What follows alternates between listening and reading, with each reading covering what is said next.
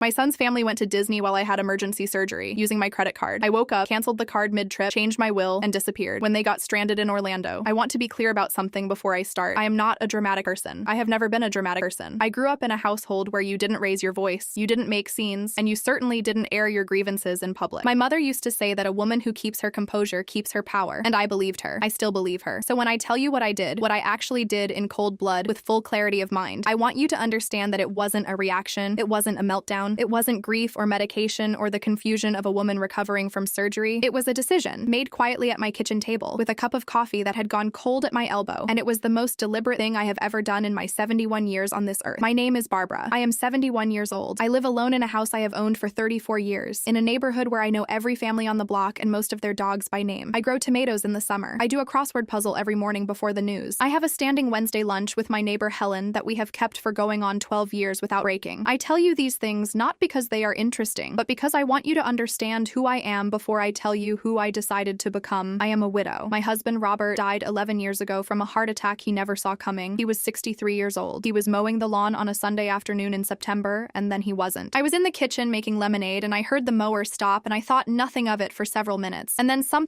shift in the quality of the silence, made me go to the window. I won't describe what I found. There are some things you carry privately, and that is one of mine. What I will tell you is that the 11 years since have been spent learning, slowly and imperfectly, how to be a person who exists only in her own right, without another person at the center of her life. It is harder than it sounds. It is also, in its own way, a kind of freedom. I have one child, my son Daniel. He is 44 years old, and he is the person this story is about. And I want to be careful here because I do not want to paint him as a villain, even though what he did was villainous. He was not born a bad person. I know who he was as a child. I know who he was as a young man. I know the exact moment, somewhere in his mid-30s, when he stopped being the son I raised and started being someone I didn't quite recognize. I watched it happen, and I told myself it was just stress, just life, just the pressures of being a husband and a father in a world that asks a great deal of people. I made excuses for him the way mothers make excuses for their children long past the age when excuses serve anyone. That is on me. I own that. I want to say it plainly before this story goes any further. I allowed things to go on too long, and some of what happened is the direct result of my own unwillingness to see clearly. I don't say that to take responsibility for what he did. I say it because I think honesty requires that I account for my own part in how we got here. This is how we got here. Robert and I had Daniel when I was 27. We had been married 3 years by then and were living in a small apartment on the east side of the city, the kind of place where the radiator banged all winter and the upstairs neighbor kept a schedule that made no sense to anyone below. Robert was a machinist at a plant that made industrial components. Steady work, and he was proud of it. I was a bookkeeper at a small accounting firm. Between the two of us, we had enough, and enough was good. Daniel was an easy child in the truest sense. Not quiet or obedient, because he was neither, but loving him was easy. He had a quality of genuine warmth that drew people to him naturally, and he was funny in the sideways way where the joke landed before you knew to brace for it. He did well in school without trying very hard, which was both a gift and a problem, because it meant he never quite learned how to work for things. I noted that even then. He went to the state university on partial scholarship. Robert and I used most of our savings to cover the rest because we believed in him. He graduated in 4 years, got a job at a logistics company, and I remember standing in his first apartment watching him assemble a bookshelf and thinking that I had built this person. I felt very proud that day. I want to remember feeling that because it was real and it happened, whatever came after. He met Donna 4 years later. She was from a different city, sharp and ambitious, and I thought at the time, exactly the kind of woman who would keep my son on his toes in all the right ways. I wanted to like her. I tried very hard to like her. Looking back, I can identify the exact moment I understood what kind of dynamic we were going to have. It was their first Christmas dinner together, the year they were engaged. I had spent 2 days cooking. Robert's mother's pot roast, my mother's apple cake with the brown sugar glaze. Donna arrived, surveyed the table, and said pleasantly enough, "Oh, I actually don't eat red meat." She sat down, ate the side dishes, mentioned several times that she and Daniel were trying to eat clean, and never once said thank you for the meal. When she and Daniel left, she kissed my cheek and said, "Wonderful as always, Barbara." I washed the dishes and told myself I was being uncharitable. They got married the following October. I paid for the rehearsal dinner, $4,200. I gave them $5,000 as a wedding gift. I gave them the down payment on their house, $28,000, which was most of what I had left in savings after Robert's funeral and the year since. I did not lend it. I gave it. There is a difference. My grandson was born the spring after they bought the house. My granddaughter arrived 22 months later. I held both of them within hours of their arriving in the world and felt the particular love that grandchildren call up, enormous and uncomplicated, free of the anxiety that comes with being a parent. I loved those 2 children completely. I want that on the record. It was around this time that the babysitting arrangement began. Donna went back to work when my grandson was 4 months old, and what happened gradually was that I became the default solution for everything daycare didn't cover. Tuesday evenings, Thursday evenings, every other Friday, weekend mornings, school holidays, summer stretches. In the 3 years before what happened in March, I provided free childcare that, at minimum wage, would have been worth something something in the range of $30,000. I am not telling you this to complain. I loved being with those children. I am telling you this as context, as the record of a relationship that was always flowing in one direction. There were also loans, $6,000 when they were short 1 month, $4,500 for Donna's car repairs, $3,000 for a burst pipe. None of these were discussed after the initial ask. No repayment schedules, no timelines. The money left my account and entered their lives and stayed there. The total of documented cash by the spring of all this was $62,700. That number does not include the down payment. It does not include the car I gave them. It does not include the childcare. I looked at that number sometimes and felt nothing in particular about it because each individual transaction had felt right at the time. But I want you to have that number. It matters for what comes next. The thing about Donna is that she was never overtly cruel to me. She did not insult me or exclude me from family events. What she was, and I say this with as much clinical detachment as I can manage, was a person who had decided that I existed to be useful to her and who managed that relationship the way you manage a useful resource, with enough maintenance to keep it functional and not a great deal more. She would call on Saturday mornings with that particular flat warmth in her voice and say we were hoping you could take the kids today. Not asking. Hoping. Like it was already decided and she was giving me the courtesy of a heads up. If I said I had plans, she was perfectly pleasant about it. Of course, no problem. And then 2 days later, Daniel would call and mention, in a tone carefully calibrated to be non-accusatory, that the kids had really been looking forward to seeing me and Donna had been stressed and it would have meant a lot. He never said I should have said yes. He simply described the world as it would have looked if I had, and left the implication for me to carry. I recognized this technique. I understood that this was the way an account gets managed, not with demands, but with the steady application of emotional pressure that makes compliance feel like generosity and refusal feel like selfishness. I complied far more often than I refused. I told myself I wanted to. Most of the time, that was even true. Daniel occupied a particular position in the architecture of their marriage that I came to understand only gradually. He was not complicit in the way of someone who plans things. He was complicit in the way of someone who finds it easier to let arrangements continue than to question them, because questioning would require a confrontation he didn't want to have. He loved Donna. I believe that genuinely. He also managed his anxiety about the relationship by accommodating her preferences and values, and her worldview did not include the idea that gratitude was a verb requiring regular action. I watched all of this develop over the years and chose, again and again, to say nothing. Some of those choices were made out of love, some out of the specific maternal fear that telling your child the truth about his marriage will cost you the child, and I was not willing to pay that price. I told myself that as long as I was there for the grandchildren, I was doing what mattered. I told myself that right up until the Tuesday morning in March when I woke up on my kitchen floor. About 8 months before everything happened, I started noticing a pain in my lower right abdomen. It came and went. Some days a dull ache I could mostly ignore, other days something sharper. I put off the doctor for months, not because I was afraid of doctors in the abstract, but because I was tired in the long accumulated way of a woman who had been useful to everyone around her for decades and had not made particularly generous arrangements for being useful to herself. By February, the pain was worse. By the first week of March, I was taking over-the-counter pain medication twice a day and sleeping poorly. Helen told me at our Wednesday lunch to please go to the doctor. I said I would call that week. I didn't call that week. On a Tuesday morning in the 3rd week of March, I woke at 5:30 and the pain was different, sharper, more localized, radiating in a way that told me this was not the manageable ache I'd been living with. I tried to get up and made it halfway before I had to stop and brace myself against the dresser. I called Daniel. He was my son. He was my emergency contact. He was, I still believed at that moment, the person who would come. He picked up on the 3rd ring. That detail matters to me. Not the 2nd ring, which would have been immediate, and not the 4th or 5th, which would have meant he had genuinely hesitated. The 3rd ring means he saw my name and decided, in some real-time calculation I will never fully understand, that picking up was the right answer, but that there was no urgency in it. Mom, what's up? Not fully awake, the half-alert voice of someone coming out of sleep into a morning they had not yet located themselves inside. I need you to come, I said. Something is wrong. I think I need to go to the hospital. A pause. What kind of wrong? I told him about the pain. I told him it had been going on for months and today was different. I told him I could not stand straight. He listened, or I believe he listened, because there was silence on his end of the line, and silence can be listening. And then he said, Mom, I'm supposed to be at work at 8. Can't you just call an ambulance? They'll take better care of you than I would anyway. I want to sit with that sentence for a moment, because I have sat with it many times since. They'll take better care of you than I would anyway. On the surface, it is reasonable. Paramedics are medically trained, and I am not, and there is a practical logic to it. But the sentence is doing other work, too. It is an argument for his absence framed as concern for my welfare. It is a way of saying, I won't be there. That sounds like I want what's best for you. I didn't catch that fully in the moment because I was frightened and in pain, and I wanted a reason to believe it was all right. I said I was scared, and I didn't want to be alone. He said he'd try to come when he could. He said to let him know how it went. I called 911. The paramedics were there in 12 minutes. They were young, both of them, late 20s at most, and they were kind in the practiced, efficient way of people who have learned to keep their compassion functional rather than sentimental. One held my hand while the other took vitals. My blood pressure was elevated. My temperature was up. When they pressed on my lower right side, I made a sound I am not proud of. They had me on the stretcher quickly. In the ambulance, I gave them Daniel's name and number as my emergency contact. I was already on the phone with him as we pulled away, telling him which hospital, asking him to please come. He said he was getting in the car right now. He said, "Don't worry, Mom." He said, "I love you." At the hospital, the CT scan results came back within 30 minutes of my arrival. My appendix was severely inflamed, on the verge of rupturing. If it burst, the infection could spread rapidly and become life-threatening. The doctor was direct in the way of someone who has delivered bad news often enough to do it clearly and without performance. "You need surgery now," she said. "We're going to take good care of you." I had never had surgery of any kind, not even minor procedures. The most I had experienced as a hospital patient was a broken wrist in my 40s, a cast, and 2 follow-up appointments. The idea of general anesthesia, of being unconscious and opened and put back together by strangers while I experienced none of it, felt enormous and incomprehensible in a way I couldn't get in front of. I lay on the gurney in the curtained bay and looked at the ceiling and tried to breathe steadily and think about nothing. Daniel arrived 40 minutes after I did, Donna behind him. He kissed my forehead. He asked the doctor the right questions about risks, about duration, about what the recovery would look like. Those were the right questions, and he asked them, and I want to credit him for that. Donna stood slightly behind him with her coat still on. She asked how long the actual procedure would take and noted the duration of observation the way you note a travel delay, as an inconvenience with a definite endpoint. She whispered something to Daniel. He nodded. Then he took my hand and looked at me and said, "Mom, we'll be here when you wake up. Everything's going to be fine." I went under, holding on to that. The surgery took 90 minutes. I don't remember any of it. That is the nature of general anesthesia, the clean erasure of time, the way you close your eyes in one moment and open them in another with no sensation of interval. I came back slowly, the way you come up through deep water. The recovery room was quiet and smelled of antiseptic. A nurse checked my vitals and I asked her if my son was in the waiting room. She came back with a careful expression, the kind you put on when the answer is something the other person won't want to hear. There was no one in the waiting room for me. I tried Daniel, voicemail. I tried Donna, voicemail. I sent a text, "I'm out of surgery, in recovery, where are you?" I watched the screen show it had been read. No response came. I told myself they had stepped out. I was still groggy from anesthesia, and the pain medication made everything soft-edged, and I let myself believe the benign explanation because it was available, and I was tired and frightened, and the alternative was something I could not fully look at yet. They did not come that night, or the next morning. I spent 2 nights in that room alone. The bed next to mine was occupied by an elderly woman whose daughter visited for most of the first day and evening, sitting in the vinyl chair, talking quietly, laughing occasionally at something on her phone. I tried not to watch them. I tried to read. I tried to sleep and couldn't sleep, and tried again. The second night, the neighboring bed was empty and the room was quieter than was comfortable. By the second morning, I had stopped constructing explanations. On the third day, the doctor cleared me to leave. I called a cab. Every pothole on the way home felt like a small specific punishment. I walked into my house and stood in my kitchen without turning on the lights. I stood there until my eyes adjusted and I could see the shape of everything. The chair where Robert used to read the paper, the bird feeder outside the window, the coffee mug I had washed before the ambulance came, still exactly where I had left it in the drying rack. 3 days later, and everything exactly as I'd left it, because no one had been here, because no one had checked. Then I went to my desk and opened my laptop. I opened my bank account the way I always did when I got home from being away. Routine, reflexive, the bookkeeper's habit of confirming the numbers are what they should be. I was not expecting anything unusual. The checking account had a balance of 208 TRs. It had held $6,400 on Tuesday morning. I clicked into the transaction history. The charges had started Wednesday, the day after my surgery. The day I was lying in that recovery room asking the nurse if my son was in the waiting room. Walt Disney World. Park tickets, 2 adults and 2 children, $2,340. The Grand Floridian Resort, the most expensive hotel at Disney World, the one that looks like a Victorian palace and has a view of Cinderella's castle. 2 nights at $1,390 each. Character dining, $340. A VIP guided tour, which I had to look up to understand, which is a private guide who takes your family through the park and bypasses every single line. $600 per person, 4 people. Gift shops, 3 of them. A restaurant with a view of the castle. A spa treatment at the resort. Photo packages. Things I did not recognize the names of that I understood to be the specific and expensive vocabulary of a place that has made an art form out of separating families from their money. Then I went to the credit card. The card I kept at a 0 balance for genuine emergencies. The one I had given Daniel the number for 7 months ago when his card declined on a school purchase and he said he would delete mine from the record after. It was maxed at its $15,000 limit. All of it Disney. All of it from Wednesday and Thursday. While I was alone in that hospital room, I sat at my desk and looked at those numbers for a while. I am not sure exactly how long. Here is what I did not do. I did not cry. I did not call Daniel. I did not spiral into the kind of grief that people might expect from a 71-year-old woman sitting alone in her house 3 days after surgery, looking at evidence that her son had spent nearly $20,000 of her money while she was in the hospital. I am not telling you this to present myself as impressively composed. I am telling you because I think the absence of that reaction was itself informative. It told me something about where I had been for a long time. The grief, if that is the right word, had been distributed across years of smaller realizations. There was nothing new to grieve. There was only accounting to do. I picked up the phone. Credit card company first. I told the representative I had been hospitalized for emergency surgery beginning on Tuesday, and that all charges from Wednesday onward had been made without my authorization. She was sympathetic and thorough. She noted that I had previously given this person my card information, which complicated the fraud classification, but she flagged the account for investigation and deactivated the card immediately. Any Any attempt to use it from that point forward would be declined. Then my bank. I told them I needed to close the checking account immediately and open a new one. The banker was efficient. Within 20 minutes, the old account was closed, a new one opened with a new number, automatic payments flagged for transfer. It was a Tuesday afternoon's worth of administrative work, and I was used to administrative work. Then Harold. Harold Brennan had handled Robert's estate 11 years ago, and I had stayed in touch with him in the low-maintenance way you stay in touch with a good attorney. Christmas cards, occasional calls, the awareness that he was there if I needed him. He answered his cell on the second ring, which told me he had seen my name and had not hesitated. He listened without interrupting while I told him everything. When I finished, there was a pause I read as thoughtful. "What do you need from me today?" he said. "I need to change my will completely. Daniel removed as beneficiary of everything. The house, the savings, the pension benefits, the life insurance, all of it. And I need it done today, Harold, not next week." He understood that I meant it. He told me to come to his office at 3 o'clock. In the hours between the phone calls and the meeting, I did something I had been doing in a small and private way for years. I documented. I had always kept records. The notebook in my desk had the running total of cash I had given Daniel and Donna since their marriage. I transferred those figures into a clean document on my computer, organized chronologically, pulled 12 years of bank statements and cross-referenced every transfer, printed the Disney charges from both accounts. Total documented cash, $62,700, not including the $28,000 down payment, not including the car, not including the childcare, just the money that had moved from my account to theirs over the course of their marriage. I looked at that number the same way I had looked at the bank statement, with sober recognition rather than shock. Then I put the folder in my bag and drove to Harold's office. He had drafted the new will with care. He walked me through it clause by clause. Everything to charity, split equally between the Children's Hospital 40 minutes north, the Women's Shelter 2 miles from my house, and the Animal Rescue Foundation I had been donating to for years. There were explicit provisions noting that this reflected my clear and considered wishes, and was not the result of diminished capacity or external pressure, which Harold had included on his own initiative and which I appreciated. I signed it. His 2 staff members witnessed. Harold had it notarized before I left. He walked me to my car and said quietly that he was sorry this was what the day had called for. I told him he had nothing to be sorry for. I drove home with the signed will on the passenger seat and felt something I can only describe as clarity, the sensation of a room that has been cluttered for a very long time, suddenly and completely ordered. It was Thursday evening. They had booked the Grand Floridian through Sunday. They had no idea the cards were dead. They were probably at dinner right now, at the restaurant with the castle view, completely unaware that the vacation had already ended in every way that mattered. I made scrambled eggs and toast, because my abdomen still ached and I didn't want anything complicated. I went to bed early. I slept better than I had in months. Daniel called once that evening around 7. I watched his name on the screen until the ringing stopped. His voicemail was bright and cheerful. They'd had an incredible day. Emma had been over the moon at the princess breakfast. Jake had ridden his first real roller coaster and wanted to go again immediately. No mention of the surgery. No mention of me except as an audience for the report of their excellent day. I deleted the voicemail and turned out the light. Friday morning, my phone was ringing before I had fully woken up. 6:47 a.m. Then again at 6:52. Then a text at 6:55. "Mom, the card isn't working at breakfast." Then, "Mom, this is urgent, please respond." Then Donna's number. She rarely called me directly. And then my son's again, and his tone had shifted with each successive call from irritated to something tighter and more vertiginous. The tone of a person whose understanding of their situation is changing rapidly and not in the direction they want. I made coffee. I sat at the kitchen table while it brewed and listened to my phone ring and buzz and ring again. Then I poured the coffee and sat down and read through every message in order. "Mom, the card got declined." "Mom, I called the company and they said the account was deactivated. Did you do this?" Then Donna. "Barbara, we have 2 small children here and this is not the time for this." Then Daniel, voice going high and uncertain. "Mom, both cards are gone. Whatever is happening, please call me." Then Donna. "Barbara, this borders on elder abuse and I will not hesitate to contact social services if you do not respond." I read that one twice. Then Daniel. "Mom, please. Emma is crying. We don't have enough on our own cards to cover the hotel checkout. We are stranded here." 22 missed calls, 41 text messages. I read every single one. I read them slowly, the way you read something you want to remember for a long time. Then I set the phone on the table and watched the birds at the feeder in the backyard. The sparrows were there. A cardinal had come, which was unusual for that early in the year. I watched the cardinal until it flew away. I did not answer a single message. The weekend that followed was, from my end, extremely quiet. I changed the locks Saturday morning. A locksmith came within 2 hours and replaced both front and back door locks and cut me 2 new keys, one for myself, one for Helen. I handed him the old key Daniel had kept on his key ring for 15 years, which he had used freely whenever he dropped the grandchildren off or picked them up. The locksmith held it for a moment and then set it aside. I spent Saturday afternoon going through my house methodically. There were things here that belonged to Daniel and his family, toys the children left between visits, snow boots by the back door since January, a casserole dish I had lent Daniel 6 months ago and asked about twice without result. I put all of it in boxes and stacked them on the back porch. Then I went through the house once more and took stock of what was entirely mine. Helen came over Saturday evening with soup she had made and a look on her face that was part concern and part righteous indignation on my behalf. She sat across from me at the kitchen table and listened to everything. When I finished, she was quiet for a moment. Then she said, "Do you need me to do anything?" I told her about the new locks and the will and the cards. words. She listened carefully, cataloging. Did you call the police? She asked. I thought about it, I said. I decided against it. She considered this. Is that because you don't want to, or because you're protecting him? It's mostly because what I've done is a more complete form of consequence than a police report would produce, I said. A police report creates a process I don't control. What I've done is permanent and complete, and I control all of it. Helen nodded. Before she left, she stood in my doorway and looked at me carefully and said, call me if you need anything. I told her I was all right. I meant it. The calls from Daniel and Donna slowed through Friday and Saturday. Apparently, Donna's parents had wired them enough to cover the hotel balance and get home, but not enough to finish the vacation. Daniel left a voicemail Saturday evening, his voice smaller and more uncertain than anything I had heard from him in a long time. He said he knew I was angry and that he understood and he really wanted to talk. He said he loved me. I deleted the voicemail. Sunday, I texted him, there is nothing to talk about. Do not come to the house. Then I blocked both numbers. Monday at 2:30, someone knocked at my front door. I looked through the people. Daniel and Donna, both grandchildren still in their coats, the little one holding her stuffed rabbit, all of them tired. Daniel looking like he hadn't slept. I stood at the door and did not open it. Mom, his voice careful, not demanding. Please just let me explain. I said nothing. Grandma, my granddaughter's voice, high and thin and uncertain. Are you mad at us? I stood on my side of the door with my hand flat against it. Daniel spoke for several minutes. Donna's voice eventually, threatening legal action, alienation of the grandchildren, social services. Daniel shushing her. They stayed 37 minutes. I watched the clock. Then I heard footsteps on the porch steps, car doors, the engine, then silence. I went to the kitchen and started making dinner. The weeks that followed were quieter than I had expected. The blocked numbers meant no calls, no texts, and the absence of them was not quite a relief. It was more like the end of a low-grade noise I had learned to live with for so long that I had stopped noticing it was constant. About 3 weeks after the surgery, well enough to sit at my desk for extended periods, I made an appointment with a financial advisor. Her name was Patricia. She had the manner of someone who has gotten very good at telling people uncomfortable things without making them feel small. I showed her everything. When she was done, she looked at me over her glasses and said, Mrs. Patterson, in the last 12 years, you have transferred approximately $62,700 in documented cash to your son and his family, in addition to the $28,000 down payment gift and an automobile. The total of those three things alone is over $100,000. I told her I was aware. She told me my financial position was more stable than I might expect. My house was paid off. My pension and Social Security income covered regular expenses without touching savings. The credit card investigation was ongoing, and I would likely recover most of the charges, though my out-of-pocket loss might reach $3,000 to $4,000. Manageable, she said? I said yes. She made recommendations about how to structure my remaining savings, careful adjustments a person can make when she is thinking entirely about her own future, without allocating anything toward other people's. I wrote them down. On the drive home, I thought about the number. Over $100,000. Each individual transaction had felt right at the time, and I don't believe in letting the accumulation of right decisions retroactively feel wrong, but it was useful to have the full number in front of me. It made something very clear. I was done being a resource, not done being generous. I still read to the preschoolers at the library, still brought soup to Helen when she had her knee procedure that summer, still donated to the charities I had donated to for years. I was done being useful to other people at the expense of being useful to myself, learning to carry that difference in my body rather than just understand it in my head. That was the work of that spring and summer. It was, in its own way, the most important work I had ever done. 4 months after the surgery, on a warm Tuesday afternoon in July, my doorbell rang at 3:30. I looked through the people. Daniel, alone. He was in a plain gray shirt and had lost weight he hadn't needed to lose, and his shoulders had the particular set of a person carrying something that had made itself at home. I thought about not opening the door. I ran through my reasoning, checked in with the part of myself that had made the decisions 4 months ago, and that I had come to trust more than I trusted sentiment. Then something in his posture, not the performance of misery, just the actual physical fact of what sustained grief does to a person's body, made me work the deadbolt. I kept the security chain on. What do you want, Daniel? He looked at me, then at the chain. He said, I'm not here to ask you to remove that. I just need to say some things, then say them. He looked at the floor, then back up. Tiffany and I are separating. She's filed for divorce. She took the kids to her parents' house 3 weeks ago. His voice was measured, like a man reading from a text he had memorized in order not to lose himself in it. I'm in therapy, twice a week. I started 2 weeks after we got home. I waited. I'm not here because Tiffany left, he said. I know that's what the pattern would predict, that I only show up when I need something. I know there's no reason you should believe me when I say it's not that. I'm here because my therapist asked me to think about the worst thing I've ever done, and I have been thinking about it for 2 months, and this is it. What I did to you in March is the worst thing I have ever done. I looked at his face. This face I had been looking at for 44 years in all its iterations. The baby, the boy, the young man, and now this. Someone reduced and honest in a way I had not seen from him before. I said, you haven't apologized once in 4 months. Not one apology. Not in the voicemails. Not when you drove here and knocked on the door. You've been angry and scared and desperate. You've never once said you were sorry. I know, he said. I've been working on understanding why. My therapist says I have a defensive pattern, that when I feel accused, I defend against the accusation instead of hearing the person beneath it. I left you alone in a hospital and used your money, and then I defended myself and drove to your door and told you my marriage was in trouble, and every one of those things was still about me. He stopped. You've been lying in that hospital bed this whole time, in my head, and I've been doing everything except sitting with that. I said nothing. crying. He said, "I'm sorry, Mom. I'm sorry I wasn't there when you woke up. I'm sorry I left. I'm sorry I used your money. I'm sorry I called it the timing working out. I'm sorry for every loan I never paid back, and every time I let Donna make you feel like a convenience, and every time I laughed it off when you tried to tell me something was wrong. I'm sorry it took this, and I'm sorry that I only know how to be honest when the alternative gets too expensive." I stood on my side of the chain and let that sit for a long time. Then I said, "How are the children?" He blinked, like it surprised him. "They're okay." Confused. "Emma asks about you." I said, "When she's old enough, tell her something. Not the whole story, but enough. She should understand that people don't get to do what was done to me and call it love." He said he would. I said, "I need more time, Daniel." He nodded. "I'll wait," he said. "However long you need. I'm not asking for anything. I just wanted you to know that I see what I did, and that I'm trying to be different." I looked at him through the small gap the chain allowed. This person I had loved before he existed, who had been the center of my world for most of my life, who had done what he had done, and was standing here now, smaller than I remembered, telling me the truth. I said, "Goodbye, Daniel. I'll be in touch when I'm ready." He said, "I know you changed the will. I'm not going to fight that." I said, "I know you're not." He said, "Okay." He said he loved me. He turned and walked down the porch steps with his hands in his pockets, and I watched him through the peephole until his car was gone. Then I unhooked the chain and went to make tea. The fall was cooler than expected, which I liked. I had always liked autumn, the smell of it, the quality of the light, the way the garden settles in and gives up its summer ambitions. I spent a Saturday in late October pulling up the dead tomato plants and turning the soil, and it occurred to me with a physical clarity that was different from thought, something more like sensation, that I was happy. Not in the earning it way that requires sufficient processing and demonstrated growth, just happy. Standing in my garden on an October morning with dirty hands, alone and unobligated and fully in possession of my own life, I thought about Robert. I thought about what he would have made of all of this. I thought he would have been furious first, and then he would have been proud. He was not a man for dramatic gestures, but he had a deep respect for clarity, for knowing what you were owed and when clarity was denied, for removing yourself with dignity. He would have understood exactly what I had done. He would have made me a cup of tea and said quietly, "That's right, Barbara. I have had coffee with Daniel 4 times since July. Short visits, neutral locations. The first 2 were uncomfortable in the way of things that were once very familiar and are now strange. The third was better. He talked about his therapy, about the things he had come to understand about how he moved through his marriage and his relationship with me. I listened and did not offer absolution because that is not mine to offer. But I told him what I saw, which was someone trying, and I believed it. The 4th time he brought my grandson, who sat across from me in a diner booth and ate pie and talked about his soccer team with the unstoppable energy of an 8-year-old who is confident what he has to say is interesting, which it was. I asked questions, and he answered them at full volume and with enormous detail, and I thought, here, this is what I was protecting when I stayed, and this is what I was teaching when I left. I have not changed the will back. I will not change it. The decision was not made in anger and does not need to be revised now that the anger has passed, because it was never about anger. It was about clarity. The Children's Hospital and the Women's Shelter and the Animal Rescue will do more good with what I leave than any amount would do as an inheritance. I have told Daniel this. He said once that he understood it was fair. I said, it's not about fair. It's about what I want to do with what I built. It's the first time that's been fully mine to decide. He nodded. He said he understood. I believe he does. I believe he is understanding more things than he used to, and that the understanding is costing him something real, and that the cost is appropriate. I do not say that with satisfaction. I say it with something more complicated. The knowledge that growth is almost always expensive, and that the people who need it most are often the last to pay. My life now is small and full and entirely my own. I do my crossword every morning. I have lunch with Helen on Wednesdays, water aerobics twice a week, the library every Tuesday. I am growing garlic this year, which I have never done before, and I am told it requires patience but rewards it well. I am 71 years old. I had emergency surgery in March. My son stole from me while I was in the hospital, and I woke up and canceled the cards and changed the will and disappeared, and they got stranded in Orlando, and then I started over. I want to end with something I have been thinking about since the October morning in the garden. For most of my life, I used the word enough to describe what I had. We have enough. Enough is fine. Somewhere along the way, it got applied to me as a person. Barbara will be enough. Enough patient, enough generous, enough forgiving to absorb whatever the situation requires. I was enough all those years. I am still enough. But enough is also a limit, and a woman who has given enough has the right to say, that is where it ends. Everything on the other side of enough is mine. I made coffee that morning in March. I sat in the chair by the window where Robert used to sit. I read every single message they sent me from Orlando. I didn't answer one, and I have not been the same person since, in all the ways that matter.